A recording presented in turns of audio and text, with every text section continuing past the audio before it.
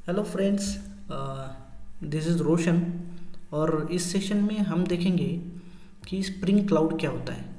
So friends, हमने last session में ये देखा कि माइक्रो सर्विसेज के चैलेंजेस क्या क्या होते हैं। करेक्ट। तो हमने एक एक चैलेंज हमने देखा था। तो अभी उस चैलेंजेस को हम सॉल्यूशन देखेंगे। ओके।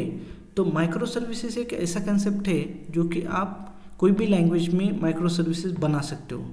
बट यहाँ पे जस्ट फॉर अंडरस्टैंडिंग मैं आपको स्प्रिंग क्लाउड या जावा में माइक्रो सर्विसेज कैसे बनाते इस पे ज़्यादा फोकस करेंगे और इसमें ही हम माइक्रो सर्विसेज इम्प्लीमेंट करेंगे।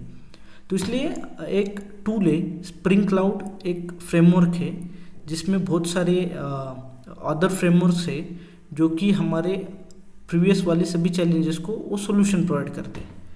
तो लेट अस से कि ये स्प्रिंग क्लाउड क्या है।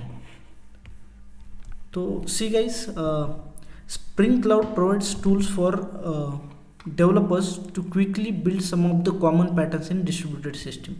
जैसे मैंने एक्सप्लेन किया था कि चैलेंजेस आते हैं। चैलेंजेस क्या क्या है कॉन्फ़िगरेशन मैनेजमेंट के लिए। तो spring cloud itself providing different other frameworks which actually provide the solution to these problems. Okay, so configuration management हो या सर्विस डिस्कवरी हो या सर्किट ब्रेकर्स हो या फॉल्ट टॉलरेंट जैसे प्रॉब्लम्स हो, ओके, फिर देन राउटिंग हो, this all things will come under this spring cloud. ठीक है। तो इसमें मेनली क्या है, स्प्रिंग क्लाउड का नेटफ्लिक्स का भी एक फ्रेमवर्क है। सी स्प्रिंग क्लाउड एक सिंगल डिपेंडेंसी नहीं है। स्प्रिंग क्लाउड में बहुत सारे अदर डिपेंडेंसीज भी आती है, इसलिए हम स्प्रिंग क्लाउड को it's an umbrella of other frameworks ऐसे बोलते हैं। ठीक है। तो इसमें स्प्रिंग क्लाउड का नेटफ्लिक्स भी एक इम्पॉर्टेंट है जो कि हम यूज़ करेंगे। इसमें बहुत सारे फीचर्स है। ठीक है। इसमें सर्विस डिस्कवरी है, देन सर्किट ब्रेकर्स है, ओके, डिक्लेरेटिव रेस्ट टेम्पलेट्स है, ओके, रेस्ट क्लाइंट है, then client side load balancer है, रिबन। ये एक्चुअली क्या होता है ये हम देखेंगे। तो मैं इसको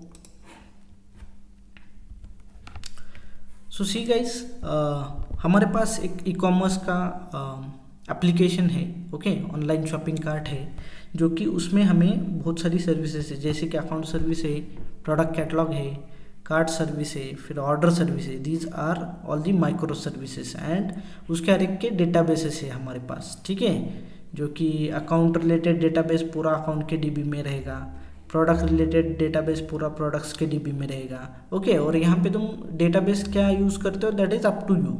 आप मोंगोडीबी यूज़ कर सकते हो, नहीं तो माइस्क्यूएल यूज़ कर सकते हो।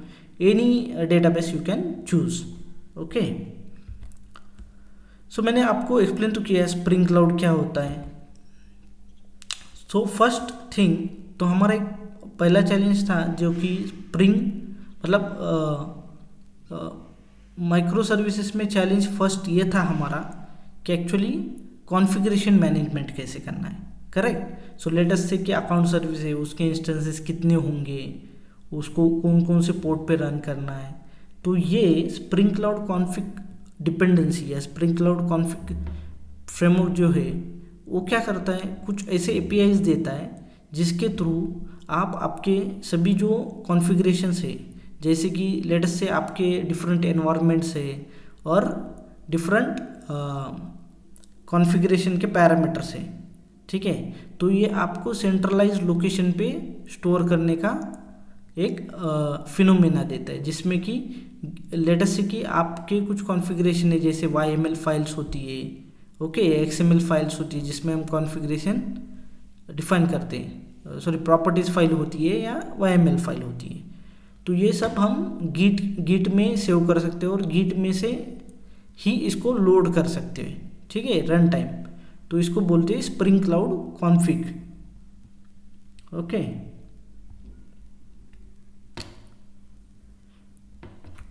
तो ये हो गया स्प्रिंग क्लाउड कॉन्फ़िग का। सेकेंड चैलेंज था हमारे पास dynamic scale up and scale down कैसे करना है। करेक्ट। तो dynamic scale up and scale down करने के लिए मैंने जैसे एक्सप्लेन किया कि नेटफ्लिक्स का एक स्टैक है स्प्रिंग क्लाउड का, जिसमें कि नेमिंग सर्वर होता है, फिर बाद में क्लाइंट साइड लोड बैलेंसिंग होता है और रेस्ट क्लाइंट कम्युनिकेशन के लिए फेन भी होता है। तो ये एक्चुअली होता कैसा है अभी हम देखेंगे। तो जैसे ही डायनेमिक स्केल अप या स्केल डाउन करना है, तो लेट अस से कि हमें रन टाइम सर्विसेज के इंस्टेंसेस बढ़ाने हैं या कम करने हैं, ठीक है। इसका एक सिंपल एग्जांपल ये भी है कि लेट अस से गाना.com है या स्पॉटिफाई है, ये क्या है, स्ट्रीमिंग सर्वर से, ओके, स्ट्रीमिंग एप्लीकेशन से, जिसमें कि we can listen to the songs, okay. तो इसमें उनको अगर इंस्टेंसेस बढ़ाने हैं, ओके, तो they can increase the instances. उनको अगर स्केल डाउन करना है तो इंस्टेंसेस कम कर सकते हैं। तो एक्चुअली ये होता कैसा है, या मतलब इंस्टेंसेस बढ़ते तो दूसरे सर्विसेज को कैसे पता चलता है कि इसके इतने इंस्टेंसेस है। तो इसका एक एग्जांपल देखेंगे। तो होता कैसा है, जो नेटफ्लिक्स का यूरेका सर्वर है उसको हम नेमिंग सर्वर बोलते हैं, जैसे मैंने यहाँ पे दिया है naming server. So this is the naming server, okay.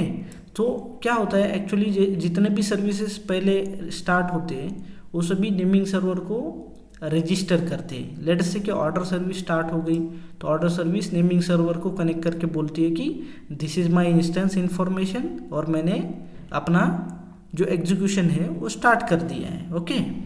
तो ये सब इन्फॉर्मेशन नेमिंग सर्वर को देता है। वैसे ही अदर सर्विसेज भी नेमिंग सर्वर को रिपोर्ट करती है, उसके जितने भी इंस्टेंसेस होते हैं और वो कौन कौन से पोर्ट पे रन होते हैं वो सभी नेमिंग सर्वर को बता देते हैं। सो व्हाट हैपेंस, जब ऑर्डर सर्विस को प्रोडक्ट कैटलॉग सर्विस से कुछ कैटलॉग डेटा लेना है, ओके, लेटेस्ट से कुछ आइटम का इंफॉर्मेशन लेना है या ये लेना है, तो ये क्या करेगा, ये उसके सर्विस को कॉल करेगा, प्रोडक्ट कैटलॉग सर्विस को कॉल करेगा। बट लेट्स से कि इसमें अभी 3 इंस्टेंसेस है, तो how we come to know to which instance we have to send the request.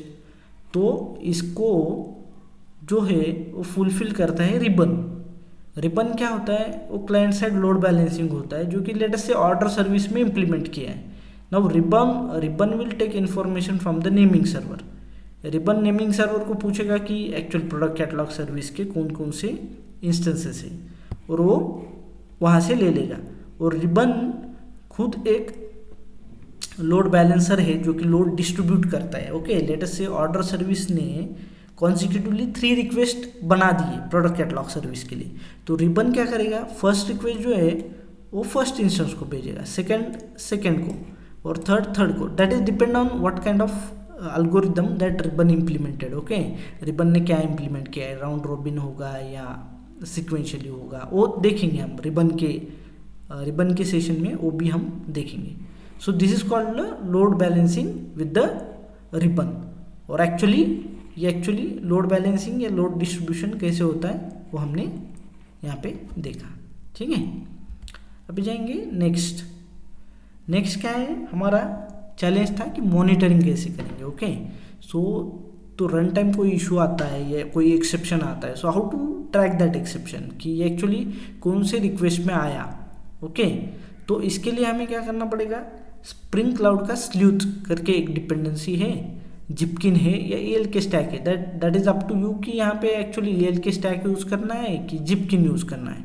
But actually होता क्या है, जैसे ही कोई रिक्वेस्ट आता है तो उस रिक्वेस्ट को स्लूथ क्या करता है, एक ID लगा देता है, जो कि लेटेस्ट से log4j में हम लॉग ऐड कर रहे हो तो उसको वो एक ID अटैच कर देगा, और वही ID पास कर देगा जितने भी सर्विसेज को वो रिक्वेस्ट एक्चुअली प्रोसेसिंग के लिए जा रहा है। तो इससे क्या होगा, हमारे पास डिस्ट्रीब्यूटेड ट्रेसिंग होगा, ओके।